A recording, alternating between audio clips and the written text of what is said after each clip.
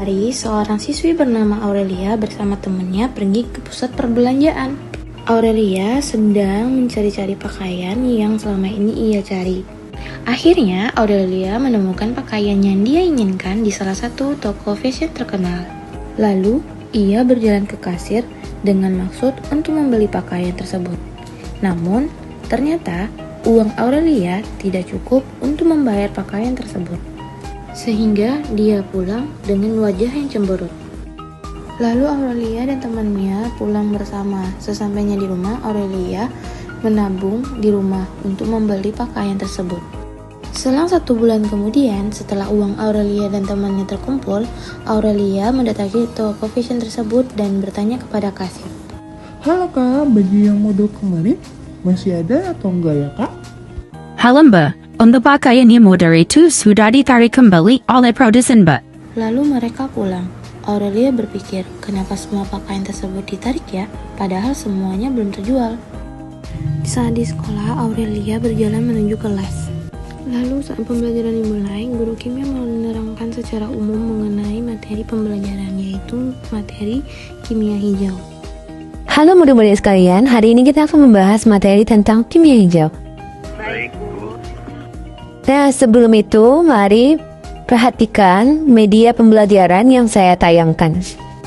Di era modern yang serba cepat, industri model telah banyak bertransformasi. Tren yang dulu berganti hanya setiap musim, kini bisa berubah hanya dalam hitungan minggu. Fenomena ini dikenal sebagai fast fashion. Fast fashion adalah model bisnis industri pakaian yang memproduksi koleksi busana secara massal dan cepat dengan harga yang sangat terjangkau. Meniru tren terkini dari panggung peragaan busana yaitu catwalk. Merek-merek retail raksasa seperti Zara dan lain-lain adalah contoh pemain utama dalam industri ini. Mereka berhasil memangkas siklus produksi dari desain hingga sampai ke tangan konsumen menjadi sangat tingkat. Tujuannya adalah untuk mendorong konsumen agar terus-menerus membeli pakaian baru demi mengikuti tren yang tidak ada pernah berhenti. Namun, di balik harga yang murah dan model yang selalu baru, fast fashion menyimpan sisi gelap yang menjadi isu global. Namun, isu ini mencakup dampak destruktif terhadap lingkungan, eksploitasi di tenaga kerja, dan perubahan perilaku konsumtif di masyarakat. Sejak tahun 2014, tren fast fashion berkembang membuat pakaian murah dan cepat berganti model. Namun menimbulkan limbah yang berbahaya karena penggunaan bahan kimia dan bahan polyester yang sulit terurai. Industri pakaian merupakan penyumbang limbah terbesar kedua di dunia. Meskipun menciptakan lapangan pekerjaan, banyak pekerja yang tidak dapat upah yang layak. Ada sebuah toko roti sehat yang mana pemilik toko roti tersebut bernama Pak Anton. Pak Anton terkenal dengan ramah dan berdedikasi dalam menyajikan roti yang berkualitas. Setelah membaca artikel, ia terinspirasi untuk membuat tokonya lebih ramah lingkungan. Ia melakukan berbagai inovasi seperti menggunakan enzim kulit jeruk sebagai pengawet alami, selain itu menggantikan proses pemutihan tepung dengan ozon dan memasang oven hemat energi dengan memanfaatkan sisa panas. Inovasi tersebut tidak hanya mengurangi dampak lingkungan, tetapi dapat membuat toko roti lebih sehat dan disukai pelanggan. Terima kasih. Siswi tersebut memahami media pembelajaran yang guru berikan. Anak-anak sekalian, Ibu ingin bertanya kepada Ananda. Menurut kalian, siapakah yang bertanggung jawab atas masalah dari fast fashion? Apakah di tangan konsumen atau produsen? Adakah yang ingin menjawabnya? Saya, Bu.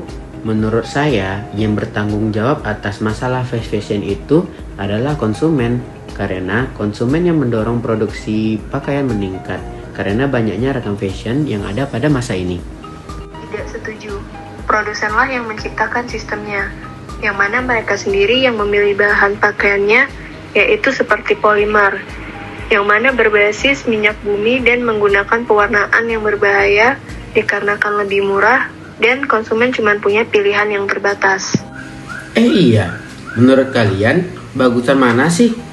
Pakaian yang berserat alami atau yang sintetis? Jelas dong, kapas berasal dari alam dan dapat terurai secara hayati. Sedangkan serat sintesis berasal dari struktur kimia yaitu selulosa. Nah, polyester itu sendiri plastik yang berasal dari minyak bumi dan akan melepaskan mikroplastik. Hei, tunggu dulu. Data yang saya dapatkan menunjukkan bahwa untuk menghasilkan satu pakaian berbahan katun dibutuhkan 2.700 liter air dan belum lagi pestisidanya. Iya ya, dampak yang dihasilkan dari tren fast fashion itu banyak loh, seperti kerusakan alam dan juga polusi air yang digunakan untuk proses pewarnaan dan juga pengelolaannya. Dan ya, selain itu dampak lainnya seperti upah karyawannya yang rendah dan juga kondisi di pekerja yang tidak aman. Benar sekali Ananda sekalian, ini semua sudah termasuk ke dalam materi pembelajaran kita pada hari ini, yaitu materi kimia hijau. Nah, kimia hijau itu sendiri ialah suatu upaya untuk merancang atau mendesain proses kimia dan produk kimia yang dihasilkan untuk mengurangi atau menghilangkan penggunaan dan pembentukan zat yang berbahaya. Nah, fast fashion ini perlu kita upayakan untuk mengurangi bahan kimia yang berbahaya. Kimia hijau lebih menekankan pada upaya yang lebih mendasar dengan mencegah terjadinya pencemaran dari sumber yang utama. Untuk mewujudkan itu, maka Paul T. Anastas dan John C. Warner menyusun 12 prinsip yang harus dilakukan pada proses dan produksi bahan kimia yang selanjutnya disetujui dan dikenal sebagai 12 prinsip kimia hijau. Nah, dari 12 prinsip kimia hijau itu, isu yang ada di masyarakat sekarang ini seperti contoh yang Ibu berikan tadi ialah tren fast fashion, yang mana prinsip kimia hijau yang harus diikuti oleh produsen industri pakaian ialah seperti yang pertama ialah penggunaan bahan baku. Nah, tekstil sintesis atau polyester yang digunakan pada tren fast fashion berasal dari minyak bumi yang tidak terbarukan. Nah, kimia hijau ini mendorong penggunaan bahan baku yang terbarukan seperti kapas atau serat lainnya. Nah, ini termasuk ke dalam prinsip kimia hijau yang ketujuh ialah bahan mentah yang terbarukan. Yang kedua ialah proses. Nah, proses pewarnaan sering menggunakan zat kimia yang beracun dan boros pelarut atau air. Nah, kimia hijau juga menuntut penggunaan zat dan pelarut yang lebih aman. Nah, ini juga sama dengan prinsip kimia hijau yang ketiga dan kelima, yaitu meminimalkan bahaya dan menggunakan pelarut dan zat pendukung yang aman. Yang ketiga ialah limbah. Industri ini juga menghasilkan limbah cair pabrik yang berbahaya dan polusi mikroplastik dari pencucian. Nah, kimia hijau menekankan pencegahan limbah sejak awal. Ini termasuk kepada prinsip kimia hijau yang pertama, yaitu pencegahan. Yang keempat ialah energi. Nah, produksi kain baik sintesis maupun alami sangat boros energi. Kimia hijau menuntut proses yang lebih hemat energi. Nah, ini juga termasuk kepada prinsip kimia hijau yang keenam, yaitu efisiensi energi. Selain 5 prinsip kimia hijau yang dijelaskan pada fast fashion, terdapat 7 lagi, yaitu ekonomi atom, desain aman, meminimalkan zat derivatif. Selain itu, pemanfaatan katalis. Yang lainnya yaitu desain mudah terurai. Selain itu, analisis real time dan meminimalkan potensi kecelakaan, termasuk pelepasan zat berbahaya, ledakan, dan kebakaran. Kimia hijau dalam isu fast fashion ini membentuk kita menjadi pelajar Pancasila yang sesungguhnya, yaitu yang kritis, kreatif, dan peduli pada lingkungan. Nah, sebagai contoh, gambar ini menunjukkan salah satu dampak lingkungan terbesar dari fast fashion, yaitu tumpukan limbah tekstil.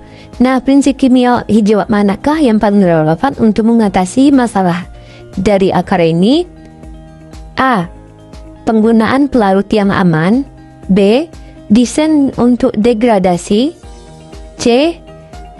Pencegahan limbah. D. Ekonomi atom.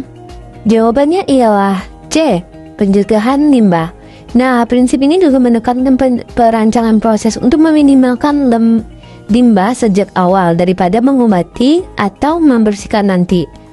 Nah, untuk contoh yang kedua ialah proses pewarnaan tekstil pada fast fashion sering melepaskan limbah cair beracun ke sungai. Seperti apa pada gambar. penggunaan pewarna berbahaya ini bertentangan dengan prinsip? Ada yang ingin menjawabnya? Saya, Bu. Ini bertentangan dengan prinsip desain bahan kimia yang lebih aman, Bu. Ya, benar sekali. Nah, prinsip ini bertujuan untuk merancang bahan kimia seperti pewarnaan yang fungsional namun memiliki toksisitas minimal atau tidak sama sekali bagi manusia dan ekosistem. Banyaknya pewarna tekstil konvensional bersifat toksik dan karsinogenik. Nah, untuk latihannya ialah sintesis pewarna tradisional memerlukan merkuri sebagai katalis yang menyebabkan polusi beracun seperti di gambar.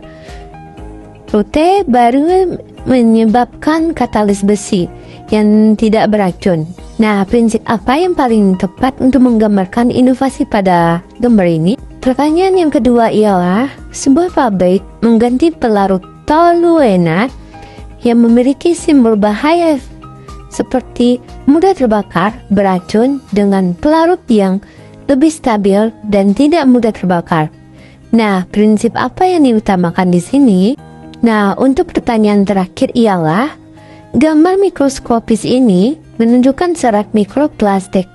Mengapa penggunaan serat polyester bahkan jika didaur ulang masih menjadi masalah jika ditinjau dari desain untuk degradasi? Kedua murid tersebut berpikir sambil mengerjakan soal yang gurunya berikan. Oh iya ya, pakaian yang akan kubeli itu termasuk pakaian fast fashion. Oke deh, sepertinya aku akan membeli pakaian yang mengandung bahan alami, yaitu pakaian slow fashion. Sebagai siswa dan masyarakat, aku ingin juga menjaga lingkungan dengan caraku. Nah, ada yang ingin menjawab latihan kita yang tadi? Nah, untuk pertanyaan yang pertama, ada yang ingin menjawabnya? Bu, menurut saya menggunakan prinsip sintesis kimia yang lebih aman. Hal ini disebabkan prinsip ini berfokus pada perencanaan atau proses pembuatan untuk menghasilkan dan menggunakan zat yang toksisitasnya lebih rendah. Ya, benar sekali. Nah, ada yang ingin menjawab pertanyaan yang kedua? Saya Bu, prinsip pencegahan kecelakaan yang mana menggantikan pelarut yang mudah terbakar dan mudah menguap dengan yang lebih stabil dan tidak mudah terbakar secara langsung mengurangi risiko kebakaran dan akan paparan di lapangan. Nah, benar sekali. Ada yang ingin menjawab pertanyaan yang ketiga? Ya Bu, dikarenakan polyester yang dapat melepaskan serta mikroplastik saat dicuci yang tidak terdegradasi di lingkungan. Nah, meskipun didaur ulang, material itu sendiri tidak dapat dirancang untuk terurai dan melepaskan polutan persisten atau mikroplastik. Ya, benar sekali. Akhirnya, materi pembelajaran hari ini sudah selesai. Oke, sekian, terima kasih dan semoga bermanfaat. Thank you.